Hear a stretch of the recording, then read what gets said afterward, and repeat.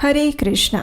शिव पुराण में कहा गया है, यह करोति नरो भक्त्या एकादश्याम उपोषणम स याति विष्णु सालोक्यम प्राप्य विष्णु स्वरूपताम।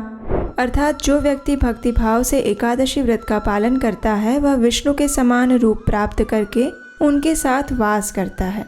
हमारे प्रत्येक वैदिक ग्रंथों में से एक भी ग्रंथ ऐसा नहीं है जिसमें एकादशी व्रत की महिमा का वर्णन ना किया गया हो।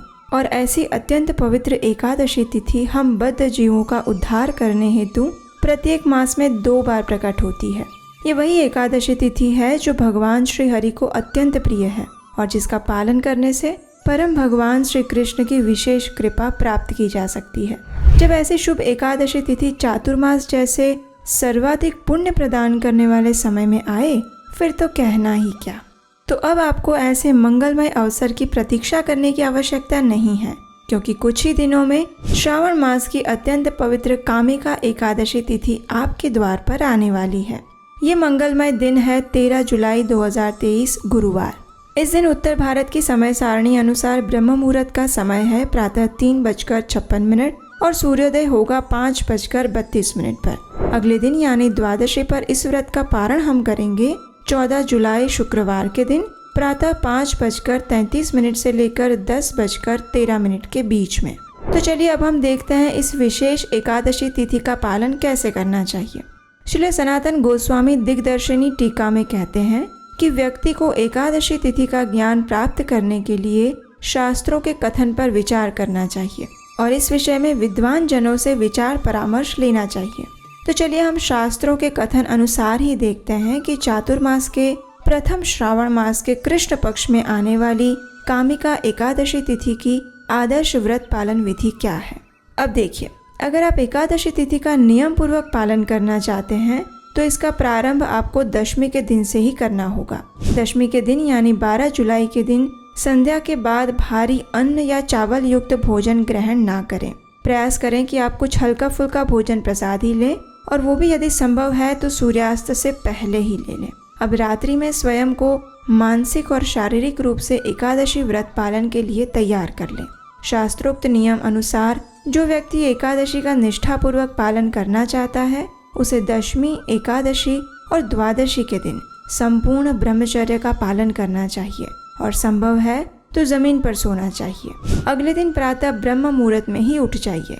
इसके लिए रात को सोने से पहले याद से फोन में या फिर घड़ी में अलार्म लगा लीजिए और सुबह समय पर उठ जाइए। उठने के साथ ही सबसे पहले अपने गुरु और इष्ट देव को याद करें, उन्हें प्रणाम करें और धरती माता के प्रति अपनी कृतज्ञता व्यक्त करें। अब स्नान इत्यादि कार्यों से स्वच्छ हो जाएं और फिर अपने घर में मंगला आरती करें। यदि घर में नहीं कर सकते तो मंदिर में जाकर उसका दर्शन करिए और अगर वो भी संभव नहीं है तो ऑनलाइन इस्कॉन मायापुर या फिर इस्कॉन वृंदावन के YouTube चैनल पर प्रातः 4:30 बजे आप मंगला आरती का दर्शन कर सकते हैं। अब मंगला आरती के पश्चात अपने घर में भगवान के समक्ष जाएं, हाथ में गंगा जल लें और इस कामिका एकादशी व्रत का संकल्प लें। संकल्प लेते समय इस मंत्र का उच्चारण करें। एकादश्याम निराहारः स्थित्वा अहम परेहनि भोक्ष्यामि पुंडरीकाक्ष शरणं मे भवाच्युत। इसका अर्थ है एकादशी के दिन मैं भोजन से विरत रहूंगा और अगले दिन ही अन्न ग्रहण करूंगा। हे पुंडरीकाक्ष, हे अच्युत, कृपया मुझे अपनी शरण में लीजिए। इस प्रकार एकादशी व्रत का संकल्प लेने के बाद अब अपने घर में जहाँ तुलसी देवी है उनके पास जाइए। उन्हें आवश्यकता अनुसार जल प्रदान करिए, उन्हें घी का दीपक अर्पण करें, पुष्प और धूप अर्पण करें और अंत में उनकी कम से कम 3 बार प्रदक्षिणा करें। अब तुलसी देवी के समक्ष बैठकर भगवान श्री कृष्ण के पवित्र नामों का जप करें, यानी हरे कृष्ण कृष्ण कृष्ण हरे हरे, हरे राम राम राम हरे हरे। इस महामंत्र की निर्धारित संख्या में माला का जाप करें। आप इस दिन कम से कम 4, 8, 16, 25 या 32 माला का जप प्रातः काल में या फिर संपूर्ण दिन के दौरान कर सकते हैं। हरि भक्ति विलास में कहा गया है, वरम स्वमातृगमनम वरम गोमास भक्षणम वरम हत्यासुरापानम नैकादश्यान्तु भोजनम। अर्थात स्वयं की माता के साथ आनंद लेने की धारणा, गौ मांस खाना, किसी की हत्या करना या फिर मदिरा सेवन करना, इन सबसे भी अत्यंत निकृष्ट कार्य है एकादशी के दिन अन्न भोजन खाना। इसलिए एकादशी के दिन अन्न ग्रहण नहीं करना चाहिए, चाहे वो किसी भी रूप में हो। और अन्न भोजन में गेहूं, दाल, चावल, फलियां, बीन्स, चने इत्यादि और इन सब से निर्मित खाद्य पदार्थों का समावेश होता है। इसलिए किसी भी स्थिति में एकादशी के दिन किसी भी प्रकार का अन्न सेवन ना करें। अगर एकादशी का उपवास आप संपूर्ण रूप से बिना कोई भोजन के कर सकते हैं तो वो श्रेष्ठ है। लेकिन अगर ये आपके लिए संभव नहीं है तो आप फल, दूध से बने हुए पदार्थ, एकादशी प्रसाद जिसमें अन्न उपयोग में ना लिया गया हो और ड्राई फ्रूट्स प्रसाद ले सकते हैं। जितनी आवश्यकता हो उतना ही लें। एकादशी के दिन अधिक मात्रा में भोजन और अधिक मात्रा में निद्रा नहीं लेनी चाहिए। संपूर्ण दिन में प्रयास करें कि अधिक से अधिक समय श्रीमद् भागवतम ग्रंथ का श्रवण करने में या फिर उसका अध्ययन करने में व्यतीत करें। आप भगवत गीता भी पढ़ सकते हैं। संध्या के समय घर में भगवान के समक्ष और तुलसी देवी के समक्ष घी का दीपक प्रज्वलित करें, धूप अगरबत्ती करें और फिर उनके समक्ष बैठकर परिवार सहित हरे कृष्ण महामंत्र का कीर्तन करें। इससे आपके घर के वातावरण की शुद्धि होगी और आपका मन भी शांत रहेगा। अगर रात्रि में जागरण कर सकते हैं तो नाम जप, कीर्तन, हरि कथा श्रवण या पठन के साथ जागरण करें। यदि नहीं कर सकते तो आवश्यकता अनुसार विश्राम कर सकते हैं। अगले दिन द्वादशी पर फिर से प्रातः ब्रह्म मुहूर्त में उठ जाइए, स्नान इत्यादि से शुद्ध होकर भगवान की मंगला आरती करिए या फिर उसका दर्शन करिए। और अब पारण के समय पर एकादशी व्रत का पारण करें।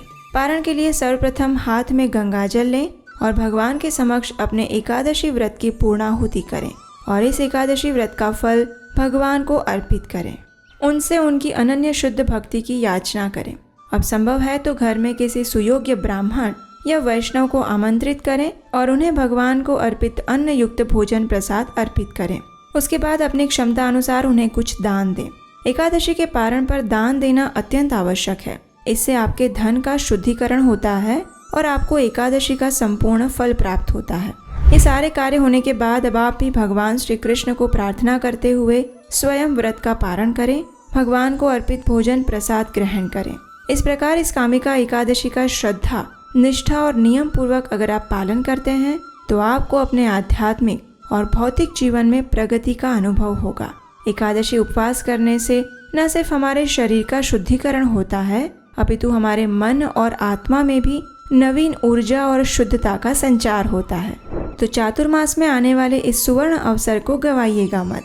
अगर आपको इस वीडियो के माध्यम से महत्वपूर्ण जानकारी प्राप्त हुई है और आप हमारे इस कार्य की सराहना करते हैं तो इस कार्य में आप भी हमारी सहायता कर सकते हैं स्क्रीन पर दिए गए नंबर पर अपना आर्थिक योगदान भेजकर। और हाँ, कल एकादशी की विशेष कथा हमारे चैनल पर आने वाली है, तो अगर अभी तक आपने इस चैनल को सब्सक्राइब नहीं किया तो जल्दी से जल्दी कर लीजिए, वरना उस कथा को आप मिस कर देंगे। तो चलिए संपूर्ण मन, तन और प्रयास के साथ इस कामिका एकादशी व्रत का पालन करने का संकल्प लेते हैं और स्वयं की आध्यात्मिक उन्नति का मार्ग प्रशस्त करते हैं। हरे कृष्णा।